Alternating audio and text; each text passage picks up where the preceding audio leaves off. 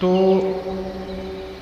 ہم میں سے تقریباً ہر ایک شخص کی یہ خواہش ہے اور یہ خواہش ہوتی ہے کہ اس کو دین اور دنیا کی کامیابیاں مل جائیں،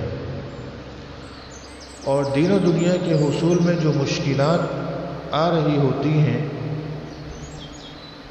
ان مشکلات کو وہ حل کر کے دین و دنیا کی کامیابیاں حاصل کر لیں۔ یہ تقریباً ہر ایک شخص کی خواہش ہے، اس کی دلی آرزو ہے اور خواہش ہے۔ تو اسی خواہش کو پورا کرنے کے لیے اور اسی چاہت کو پورا کرنے کے لیے کہ ہم کس طرح سے دین و دنیا کی کامیابیاں حاصل کر سکتے ہیں، یا دوسرے لفظوں میں یوں کہہ لیں کہ ہم کس طرح سے دین و دنیا کی میں آنے والے جو مشکلات ہیں اس کو حل کیسے کریں۔ یہی بات اس وقت میں کرنے جا رہا ہوں کہ ہم ایسا کیا عمل کریں، کہ ایسے کیا معمولات اختیار کریں کہ ہماری دین و دنیا کی مشکلات حل ہو جائیں۔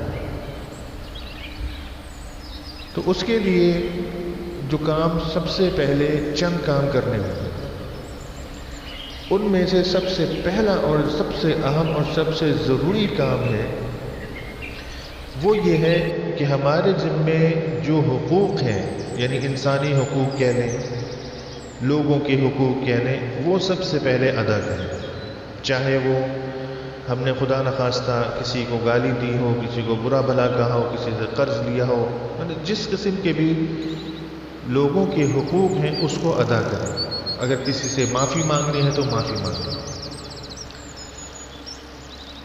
دوسرے نمبر پر اگر ہمارے ذمے کسی کے حقوق ہیں، یعنی ہم پر کسی کے اگر حقوق ہیں تو ہم اس کو معاف کر دیں، اپنی طرف سے ادا بھی کریں، اور اگر کسی سے لینے کا ہے تو اس کو معاف کر دیں اگر معاف کر سکتے ہیں۔ لینا تو حق بنتا ہے، لیکن کوشش کریں کہ معاف کر دیں۔ تیسری چیز نمازوں کی پابندی، 5 وقت نماز کی پابندی، 5 وقت نماز کی جماعت کے ساتھ پابندی شرط۔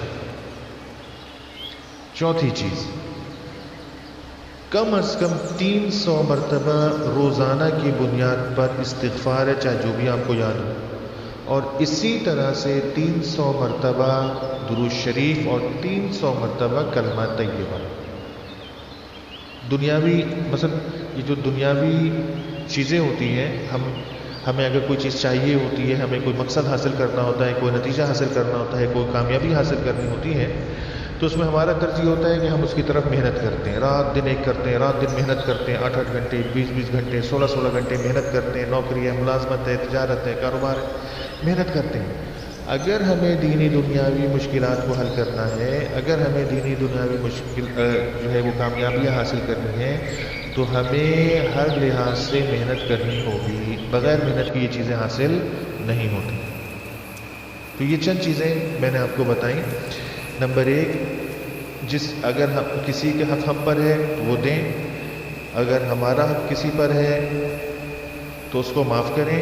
5 وقتہ نماز کی پابندی جماعت کے ساتھ، استغفار 300 مرتبہ، درود شریف 300 مرتبہ، کلمہ طیبہ 300 مرتبہ۔ اس کے بعد جو کام کرنے کے ہیں، جو معمولات کرنے کے، کم از کم 40 دن تو پابندی سے ان معمولات کو کرنا ہی کرنا ہے۔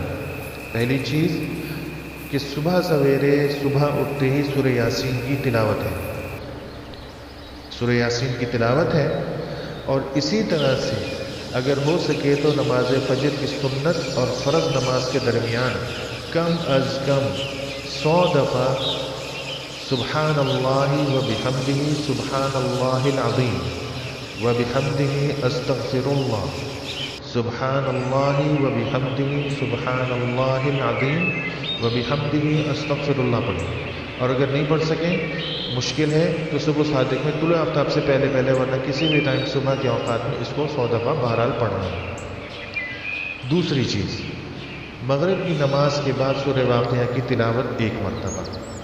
یہ 2 باتیں ہو گئیں۔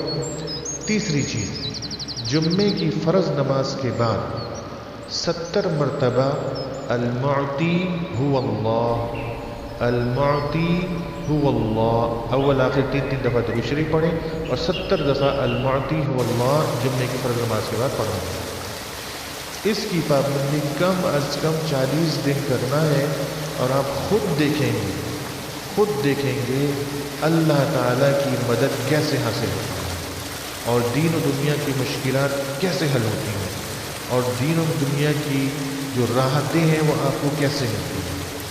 اگر اس کی پابندی 40 دن کر لی تو میں اللہ پر بھروسہ کرتے ہوئے، اللہ پر حسن ظن رکھتے ہوئے، اللہ پر اعتماد کرتے ہوئے کہتا ہوں انشاءاللہ دن پھرتے دیر نہیں لگے گی۔ اللہ تعالی ہم کو اس پر عمل کرنے کی توفیق نصیب فرمائے۔